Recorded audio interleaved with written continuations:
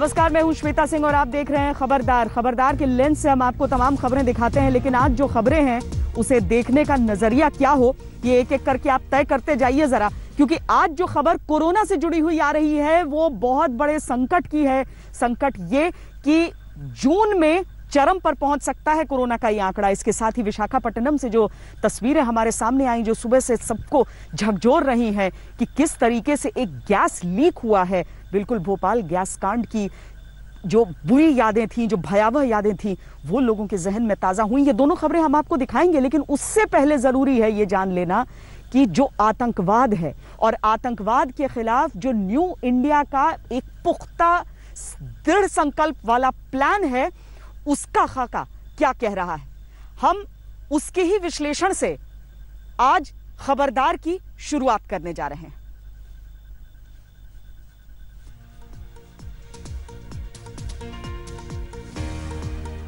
आतंक की उम्र लंबी नहीं होती है और जब भारत के वीर सेनानी आतंक के खात्मे का प्रण ले लेते हैं तो आतंकवादियों को मौत की अंधेरी खाई में गिरना ही होता है।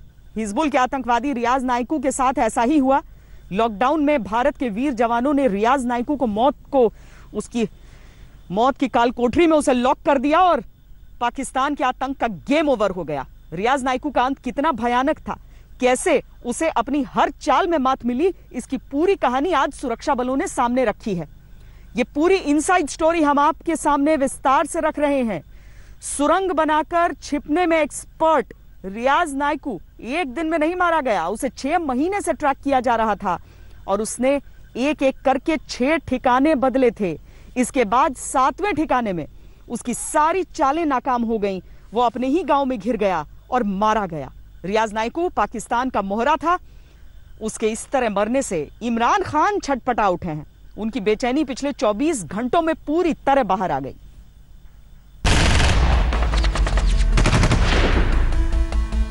ये police, JNK police, CRPF, army, सारे सिक्योरिटी फोर्स में बहुत कामयाबी की बात है। टोटल कल 4 टेररिस्ट मारे गए, जिसमें एक एचएम का चीफ था और बाकी 2 एलटी के थे।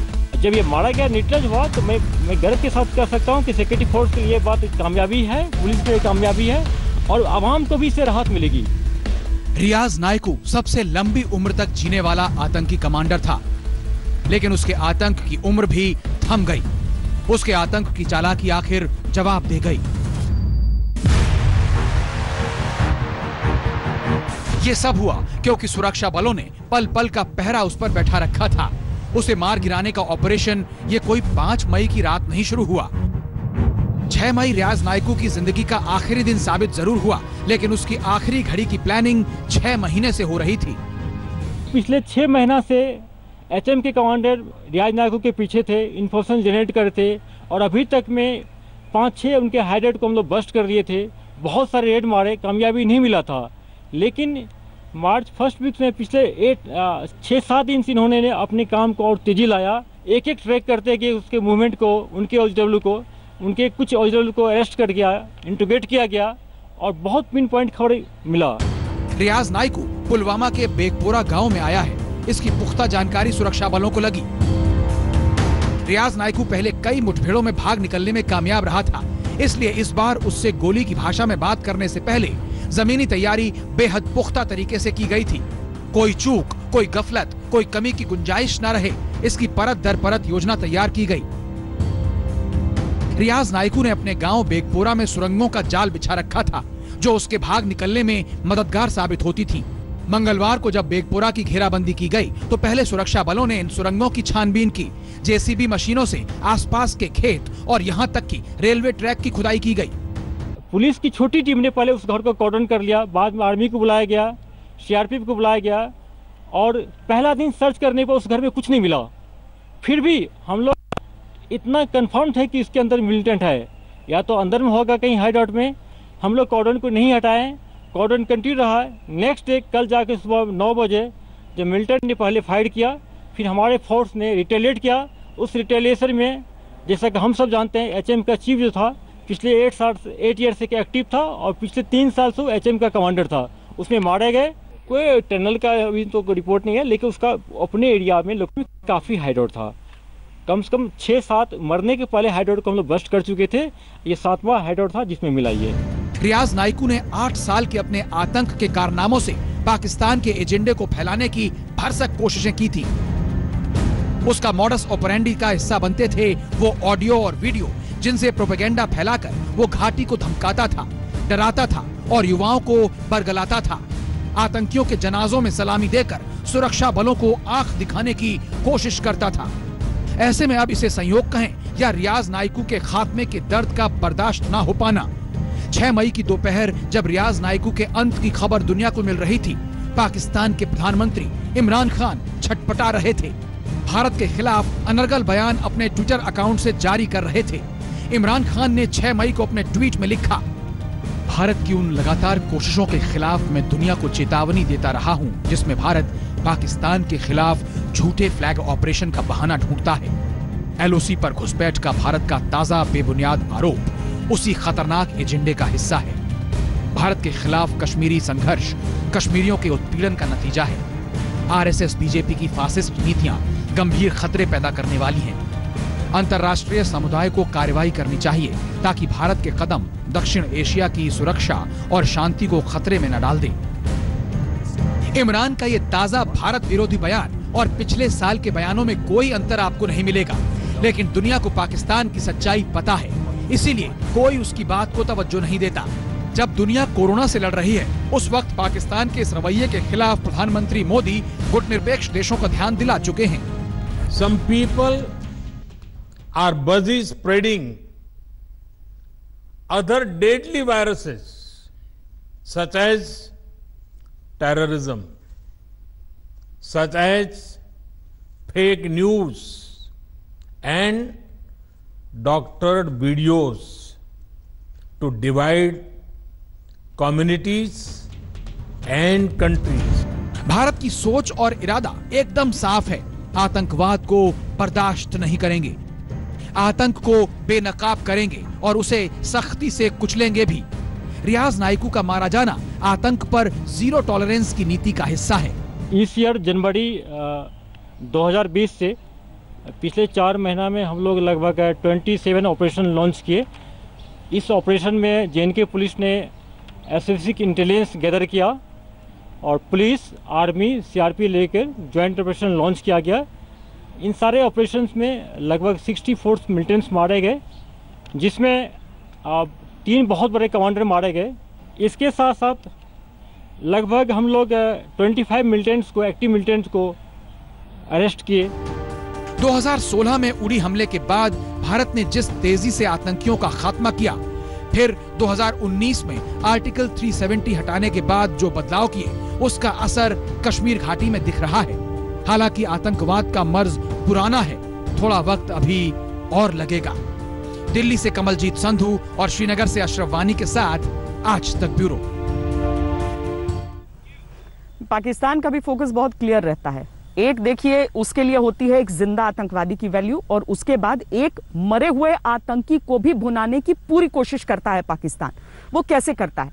वो करता यह है कि जब भी किसी आतंकवादी की एक एनकाउंटर में मौत होती है तो वो उसके जनाजे को एक अपॉर्चुनिटी के तौर पर देखता है। वो चाहता है कि लोग वहां पर इकट्ठा हों, बड़ी तादाद में पत्थरबाजी की जाए। लेकिन भारतीय सेना ने, भारतीय सुरक्षा बलों ने बुरहान वानी के एक्सपीरियंस के बाद बहुत सारी चीजें समझी, परखी और उसे लागू की। रियाज नाइकू के केस में पत्थरबाज जरूर निकले, उसके गांव के सामने निकले, और वो वाकई बहुत भयावह तस्वीरें थी कि किस तरीके से सीआरपीएफ की 2 गाड़ियों को घेरकर उन पर बुरी तरीके से पथराव किया जा रहा था। हालांकि मुकाबला हुआ और उन सब पत्थरबाजों को पीछे हटना भी पड़ा, लेकिन एक बड़ी सीख इसमें यह निकल कर आई कि सिर्फ और सिर्फ उसी जगह पर, यानी एक लोकलाइज्ड प्रदर्शन हुआ।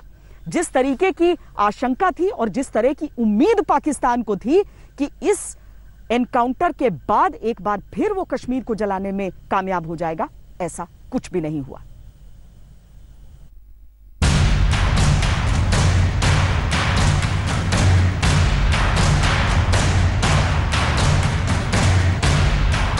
छह मई को जब हिजबुल मुजाहिदीन के कश्मीर कमांडर रियाज नाइकू का एनकाउंटर हुआ, तब आतंकवाद के ये मददगार सुरक्षा बलों के सामने आए। सुरक्षा बलों पर पथराव हुआ। लाठी डंडे, टीन की बड़ी शीट लिए सेना की गाड़ी पर चारों तरफ से हमला हुआ। उसके बाद वहां पर इनकाउंटर साइट पर 5 अगस्त के बाद हम लोग पहला बार देखें कि जो लॉ एंड प्रॉब्लम ज़्यादा हुआ था। हालांकि ये एक पॉजिटिव साइन था कि लॉ एंड ऑर्डर जो था वह लोकलाइज था, इनकाउंटर साइट के सराउंडिंग था। कल मैंने खुद हेलीकॉप्टर से रेकी किया, साउथ कश्मीर में कहीं भी कोई प्रॉब्लम नहीं थी, सिर्फ उस इनकाउंटर साइट पर हुआ था। हैवी पथराव हुआ था, उसमें हमारे 2 व्हीकल डैमेज किए। उस दरमियान हम लोग उसको हैंडल किए, प्रोफेशनली किए। फिर भी कुछ करीब 10-11 जो मिस्क्रिएंट्स स्टोन पेल्टर इंजर्ड हो गए। 1-2 को बुलेट की इंजरी भी हुआ है। हॉस्पिटल में सारे हॉस्पिटलाइज है, हम लोग उसको मॉनिटर कर रहे हैं, सब आउट ऑफ कंट्रोल है। ये सब क्यों हुआ?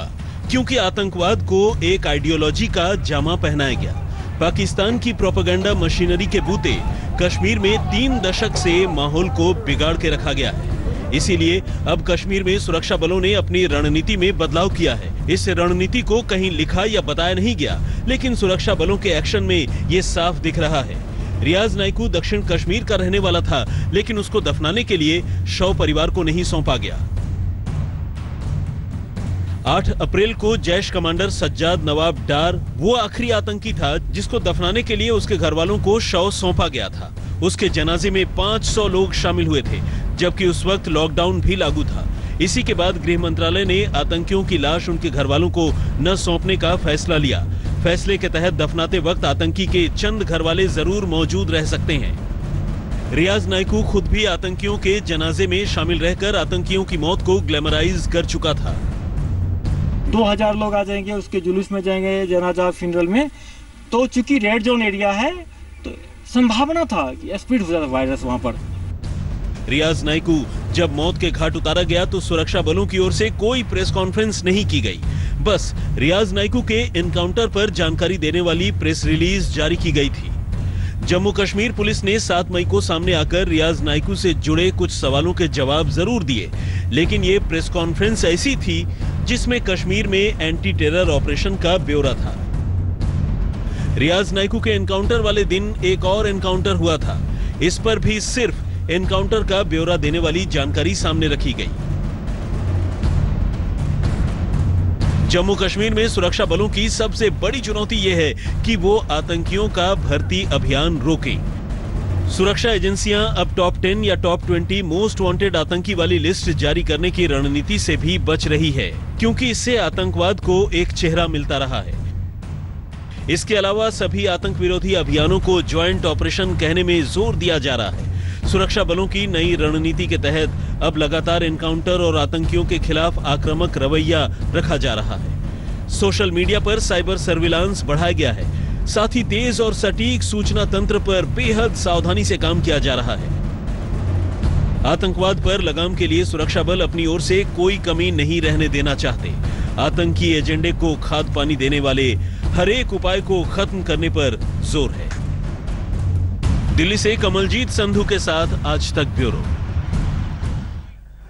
ये जो आतंकवाद के खिलाफ भारत की लड़ाई चलती है, दरअसल एक तरह से समझिए तो ये पाकिस्तान का छद्म युद्ध है, और ये एक एक जवाब सीधा पाकिस्तान को ही दिया जाता है। बहरहाल आतंक के खिलाफ इस लड़ाई में एक बहुत अहम पड़ाव था जब ऑपरेशन ऑल आउट की शुरुआत की गई थी, जिसमें एक के बाद एक लगातार आतंकियों को एलिमिनेट किया गया। कुछ इस हद तक कि जो टॉप कमांडर्स थे अलग अलग आतंकी संगठनों के, वो सारे साफ हो गए और आतंकी संगठनों में भर्ती के लिए दिक्कतें आने लगी थी, क्योंकि स्थानीय युवा जा नहीं रहे थे। अब ऑपरेशन ऑल आउट किसके दौर में शुरू हुआ? वो शुरू हुआ जब आर्मी चीफ थे जनरल बिपिन रावत।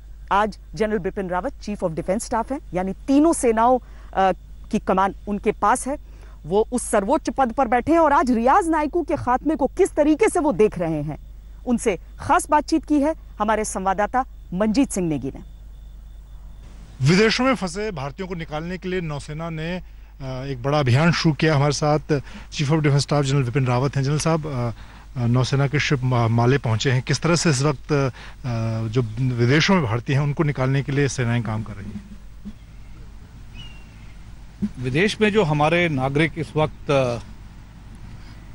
कोरोना संकट के कारण वहाँ पर फंस गए हैं, उनको देश वापस लाने की जो प्रक्रिया है, ये सरकार ने इस पे एक योजना बनाई है। इसके तहत जो हमारे मिनिस्टर ऑफ सिविल एविएशन है, उन्होंने मीडिया को पूरी जानकारी दी है किस तरह से अन्य देशों से हमारे नागरिकों को वापस लौटाया जाएगा। उनकी प्रायोरिटी उन्होंने बताई है, किस प्रायोरिटी में इनको लाया जाएगा और उसके बाद देश वापसी के बाद उन पर क्या कार्रवाई होगी। इसी के तहत हमारी इंडियन नेवी के भी कुछ जहाज़ हैं जो इस प्रक्रिया में शामिल होने जा रहे हैं। जैसे कि आप जानते हैं, इस वक्त हमारे जहाज़ मालदीव्स पहुंच चुके हैं। उसमें कुछ सामग्री गई है जो मालदीव्स को बहुत ज़रूरी चाहिए थी और अन्य इलाकों में भी हमारे जहाज़ कल परसों रवाना हो जाएंगे और ये अन्य देशों में भी इंडियन ओशन रिम में जो बाकी देश हैं उनको जिस तरह की सहयोग वो चाहते हैं, जिस तरह का सहयोग हम दे सकते हैं, हम देते रहेंगे। जैसे कि मैंने सदा कहा है कि देशवासियों को जो भी हमें मदद करनी पड़ेगी उसमें हम अपनी ओर से पूरी मदद करेंगे और देश में अन्य संस्थाओं के साथ मिलकर कार्रवाई करते रहेंगे। जनरल साहब, अभी क्योंकि उम्मीद की जा रही है कि मामले बढ़ेंगे, विदेशों से जो लोग आएंगे, सेनाओं की तरफ से, तीनों सेनाओं की बात कीजिए तो क्वारंटीन की बात करें या फिर कोविड हॉस्पिटल की, उस स्तर पर किस तरह की तैयारी? देखिए, इसके लिए तैयारी हमने भी करी है, स्टेट गवर्नमेंट्स ने भी करी है। तो कौन कौन से जो लोग लाए जाएंगे विदेश से, कौन कौन से नागरिक हमारे आएंगे, किस तरह से उनको देश में क्वारंटीन किया जाएगा, इसके लिए पूरा प्लान बन चुका है और किस किस इलाकों में हम लोग ने क्वारंटीन फैसिलिटीज़ बनाई हैं। जो हमारी फैसिलिटीज़ हैं, हमारी जो सुविधाएं हैं, उनमें जो हमारे नागरिक जो लाए जाएंगे उनको हमने आइडेंटिफाई कर लिया है और किस तरह से स्टेट गवर्नमेंट्स इन नागरिकों को सुविधा पहुंचाएगी क्वारंटीन के लिए, आइसोलेशन के लिए, इसका एक पूरा प्लान के तहत हम लोग कार्रवाई कर रहे हैं। आप जानते हैं, हमने जैसलमेर, जोधपुर, झांसी, भोपाल, विशाखापट्टनम, मुंबई, कोचीन,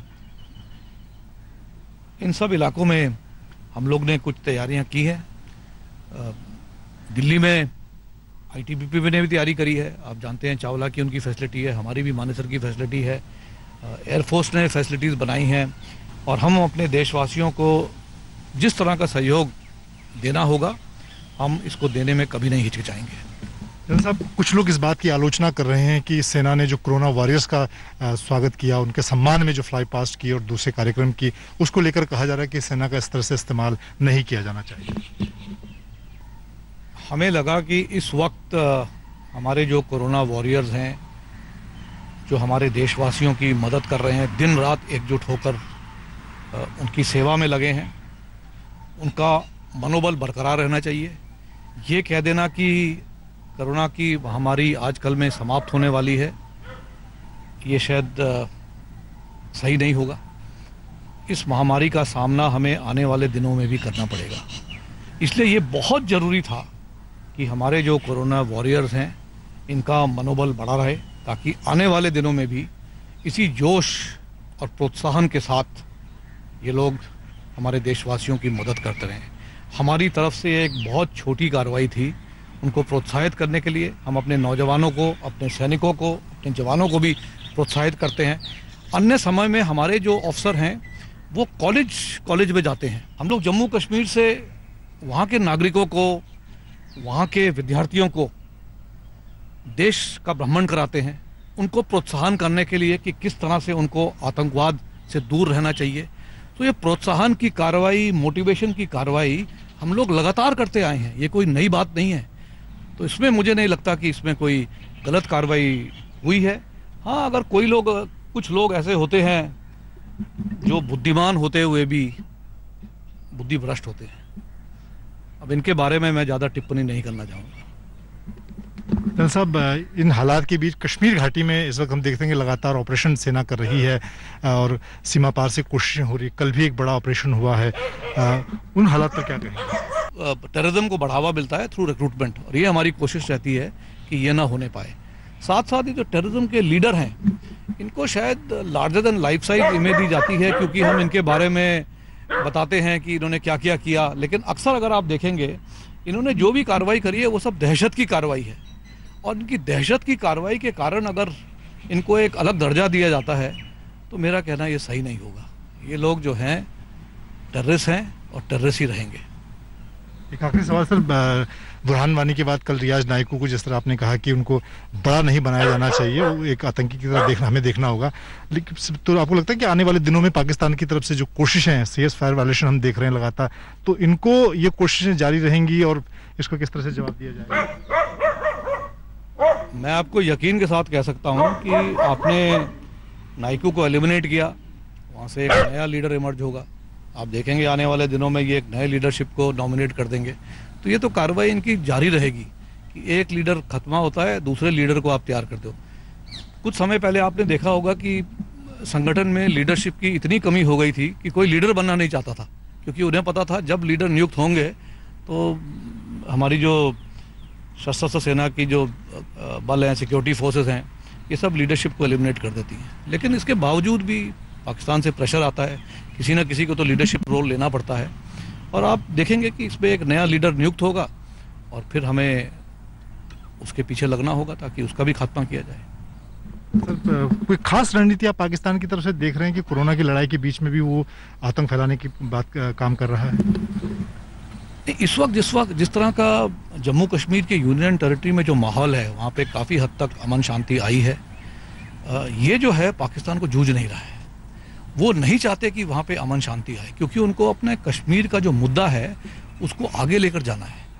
तो इसलिए पाकिस्तान की ओर से इसमें कोई कटौती नहीं होगी। उनकी कोशिश लगातार जारी रहेगी कि कश्मीर में दहशत फैलाया जाए, कश्मीर को इस तरह से इंटरनेशनल कम्युनिटी आगे दर्शाया जाए कि वहाँ पे माहौल बिगड़ा हुआ है, सिक्योरिटी फोर्सेस वहाँ पर अट्रॉसिटीज़ कमिट कर रहे हैं। ये तो उनका मकसद है और इसलिए false information, disinformation, social media के जरिए उनकी कार्रवाई जारी रहेगी। और इसके लिए वो ज़रूरी है कि वहाँ पे वायलेंस बरकरार रहे। अगर वहाँ वायलेंस ख़त्म हो गया तो फिर वो किस तरह से अपने फॉल्स प्रोपेगेंडा को आगे प्रोजेक्ट करेंगे। बहुत धन्यवाद। सीडीएस जनरल विपिन रावत का कहना है कि सेना दोनों मोर्चों पर बहुत लड़ाई लड़ रही है, चाहे कोरोना की लड़ाई हो या फिर जम्मू कश्मीर में जिस तरह से आतंक के खिलाफ लड़ाई है, वहां पर उस लड़ाई को भी आने वाले दिनों में लगातार जारी रखेगी। कैमरामैन संजय चौधरी के साथ मंजीत नेगी, दिल्ली, आज तक। बात कश्मीर घाटी की हो, लाइन ऑफ कंट्रोल की हो, हमारी जो फौज है, हमारे सुरक्षा बल हैं, वो सब सक्षम है और वहां का ख्याल रख लेंगे। लेकिन भारत पूरा जुटा हुआ है इस समय कोरोना के खिलाफ लड़ाई में। और कोरोना के कुछ आंकड़े, थोड़ा परेशान करने वाले आंकड़े भी हम जरा देख लें, क्योंकि 50,000 का आंकड़ा पार कर चुके हैं हम। और ऐसे में जो देश का सबसे बड़ा सरकारी अस्पताल है एम्स, वहां के निदेशक डॉक्टर रणदीप गुलेरिया ने यह कहा है कि जिस तरह से कोरोना के मामले बढ़ रहे हैं, उससे लगता है कि भारत जून में यानी अगले महीने कोरोना के मामले अपने चरम पर देखेगा। अभी भारत 50,000 मामलों का दबाव महसूस कर रहा है। 50,000 कोरोना केस के आंकड़े तक पहुंचने में भारत को 54 दिन लगे, अमेरिका को 22 दिन, इटली को 27 दिन, ब्रिटेन को 32 दिन, कनाडा को 48 दिन, बेल्जियम को 59 दिन। ये कोरोना का 50,000 क्लब है। अभी तो इसे देखकर ही देश चिंतित है। और इन चिंताओं के बीच डॉक्टर गुलेरिया ने एक कड़वा सत्य बताया है। सवाल ये कि जून में क्या होगा। तो ये समझना ज़रूरी है कि कोरोना के केसेस तो काफ़ी देर तक आएंगे। ये ऐसा नहीं है कि एकदम बीमारी ख़त्म हो जाएगी। We will have to live with corona. लेकिन ये भी सही है कि हमें ये कोशिश करनी है कि आस्ता आस्ता केसेस कम हो और जो हॉटस्पॉट्स हैं उसमें इतने ज़्यादा केसेस ना हो। तो मेरा ये मानना है कि जैसे जैसे हम ट्रेंड देख रहे हैं और जो मॉडलिंग डेटा आ रहा है, उसके हिसाब से ये लग रहा है कि जो हमने लॉकडाउन किया है उससे जो रैपिड स्पाइक था वो नहीं हुआ है। We have time to prepare as far as health care facilities are concern, but cases आस्ता आस्ता जो बढ़ रहे हैं उसके लिए जो प्रेडिक्शन है वो यही है कि समवेयर अराउंड जून एकदम केसेस काफ़ी ज़्यादा हो जाएंगे और उसकी हमें तैयारी करनी चाहिए।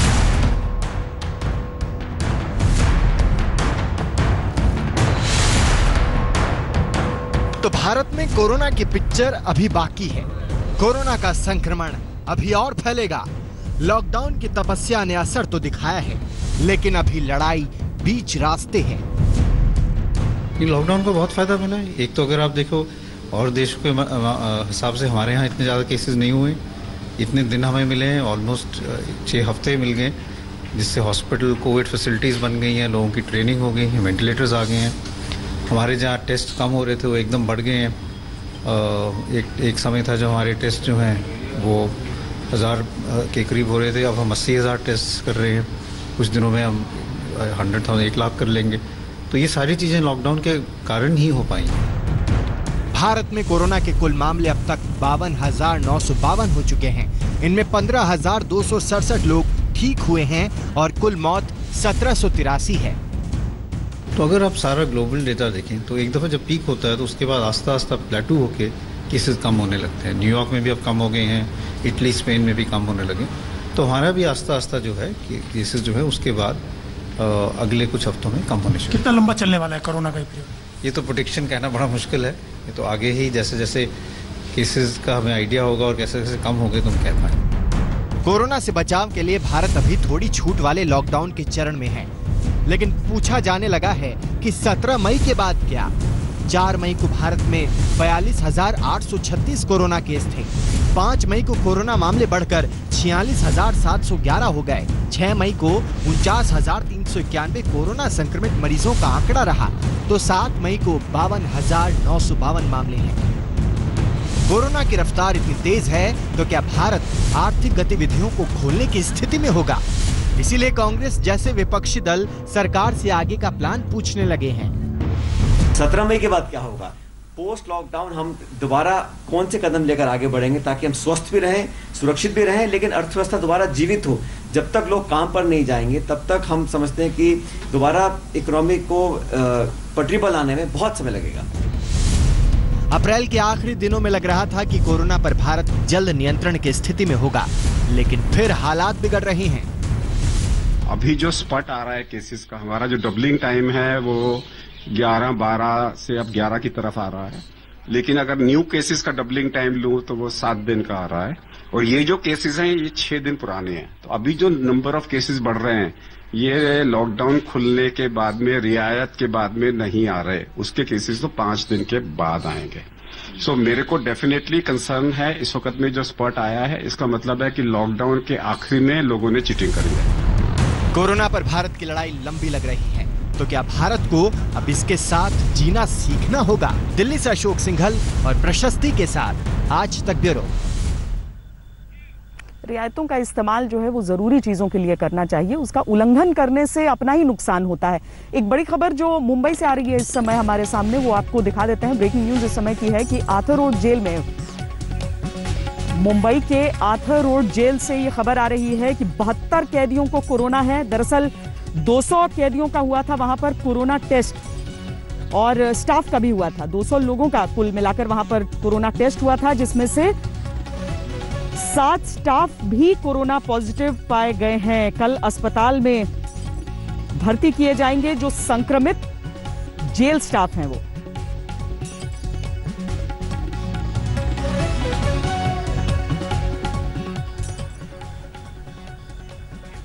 बात एक और चिंताजनक खबर की करते हैं जो आज विशाखापट्टनम से आई हमारे सामने, और उसने पूरी तरीके से वो याद ताज़ा कर दी कि इस तरीके से भोपाल में जब गैस लीक हुआ था। विशाखापट्टनम में भी एक फैक्ट्री से जहरीली गैस निकली, जिसकी वजह से जो तस्वीरें हमारे सामने आई उसमें देखा हमने कि किस तरीके से एक के बाद एक लोग मूर्छित होकर, बेहोश होकर गिरते गए।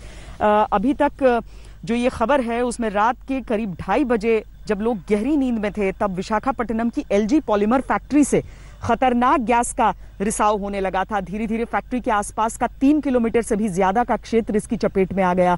इससे पहले कि गैस के रिसाव को रोका जाता, सैकड़ों लोग इसकी चपेट में आए। आनन फानन में फैक्ट्री के आसपास के 5 गांवों को खाली कराया गया, 3000 लोगों को रेस्क्यू किया गया। दोपहर होते होते 300 से ज्यादा लोग अस्पताल में भर्ती कराए गए। विशाखापट्टनम से आई तस्वीरें दिल दहला देने के लिए काफी हैं। ये तो गनीमत है कि विशाखापट्टनम में लीक हुई जो गैस थी वो स्टाइरीन गैस, भोपाल में लीक हुई गैस जितनी जानलेवा नहीं थी, वरना हादसा और भयानक हो सकता था। 1984 में भोपाल में यूनियन कार्बाइड कंपनी के प्लांट से गैस रिसने के कारण करीब 3500 लोगों की मौत हुई थी। कई लोग शारीरिक रूप से विकलांग हो गए थे। विशाखापट्टनम में लीक हुई गैस का रिएक्शन टाइम 10 मिनट था, जबकि भोपाल में लीक हुई गैस से कुछ सेकंड में ही जान चली जाती है। इसीलिए विशाखापट्टनम में 11 लोगों की मृत्यु हुई है, लेकिन ऐसे हादसों को मरने वालों की संख्या की कसौटी पर नहीं आंकना चाहिए। विशाखापट्टनम का हादसा भी बेहद गंभीर है।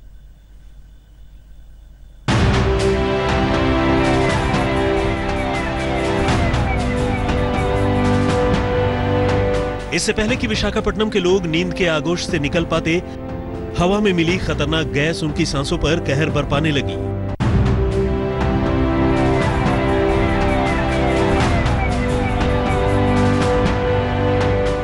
विशाखापट्टनम के गोपालपट्टनम में मौजूद एलजी पॉलीमर फैक्ट्री के टैंक में रात 2:30 से 2:45 बजे के करीब रिसाव शुरू हो गया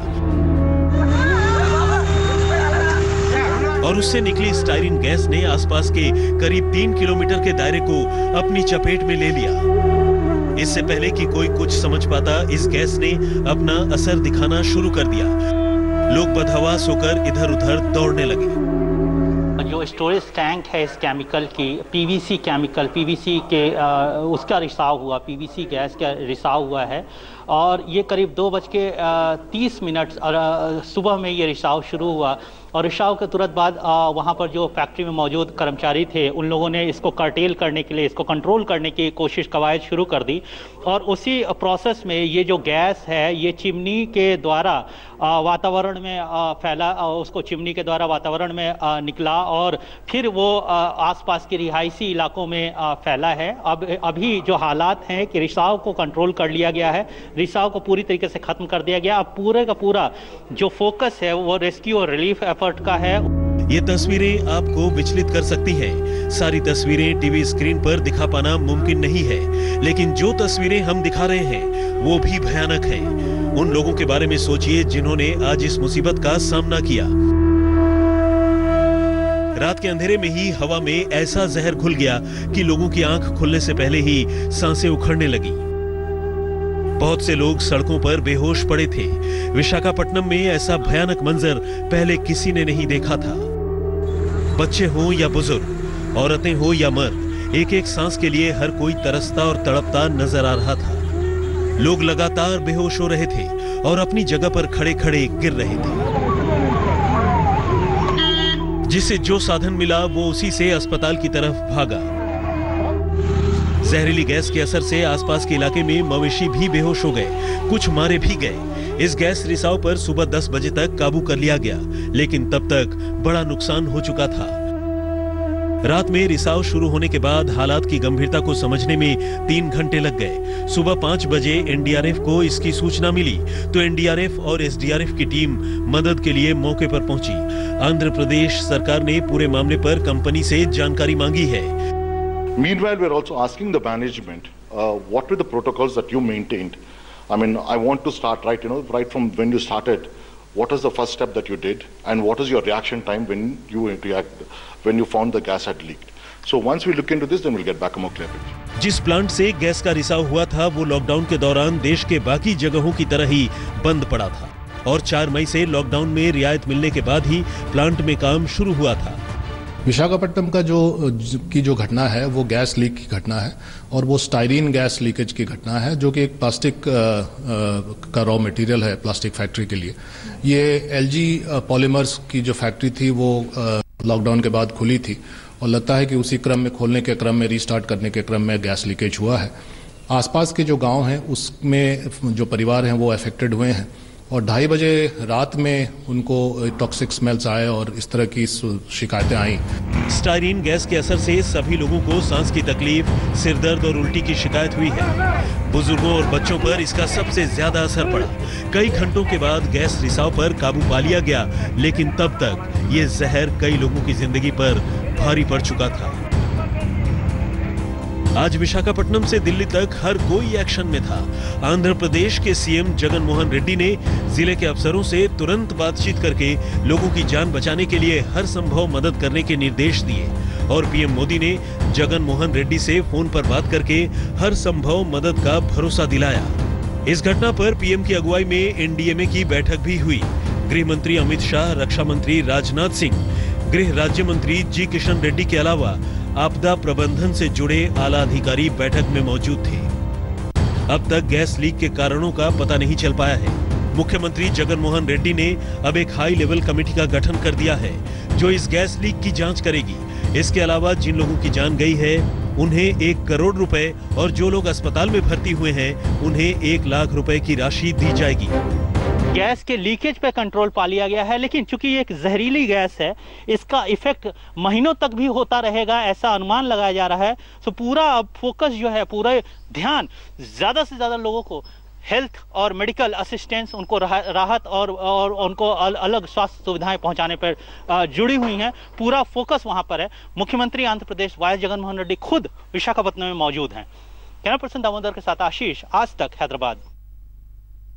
इसकी जो सारी तस्वीरें हमारे सामने आई थी वो इतनी भयावह थी कि उनमें से कई को हमें एडिट करना पड़ा, हटाना पड़ा, क्योंकि वो किसी को भी विचलित कर सकती थी। तो इस वजह से हमने आपको उसका एक हिस्सा दिखाया है उन तस्वीरों का, और वो ही अपने आप में इतनी भयावह है, तो आप समझ लीजिए वो पैमाना। बहरहाल ये जो गैस है जो लीक हुई उसका नाम है स्टाइरीन गैस, और उसके बारे में हम कुछ महत्वपूर्ण जानकारियां आपको देते हैं।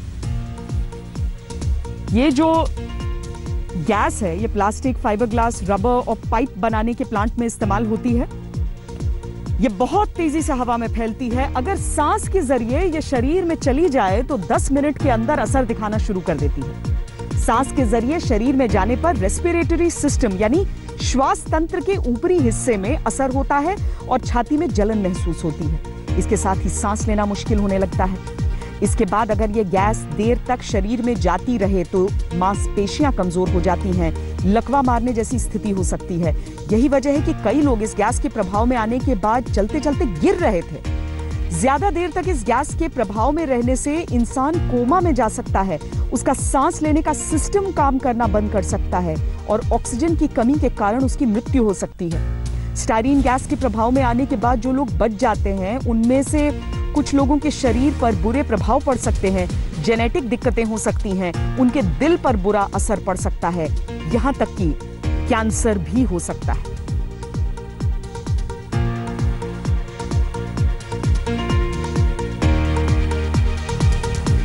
स्टाइरीन गैस का अपना एक इतिहास भी है। दुनिया में स्टाइरीन गैस को पहली बार करीब 181 साल पहले जर्मनी के वैज्ञानिक ने पहचाना था। 1839 में जर्मन वैज्ञानिक एडवर्ड साइमन ने अपनी प्रयोगशाला में अमेरिकी स्वीट गम नामक पेड़ से निकले रेजिन पर प्रयोग किया और उससे एक ऐसे केमिकल को अलग करने में कामयाबी पाई जो आसानी से गैस में बदलकर हवा में मिल जाता था। उन्होंने इसे स्टाइलोल का नाम दिया, बाद में इसे ही स्टाइरीन के नाम से जाना गया। साइमन ने अपने प्रयोग में यह पाया कि जब यह पदार्थ हवा, रोशनी या गर्मी के संपर्क में आता है तो यह धीरे धीरे एक कठोर रबर जैसे पदार्थ में बदल जाता है। नमस्कार, मैं हूं अंजना ओम कश्यप। हमें उम्मीद है ये वीडियो आपको पसंद आया होगा। लेटेस्ट खबरों के लिए यूं ही देखते रहिए आज तक, और इस वीडियो के पसंद आने पर लाइक, शेयर एंड सब्सक्राइब करना ना भूलें।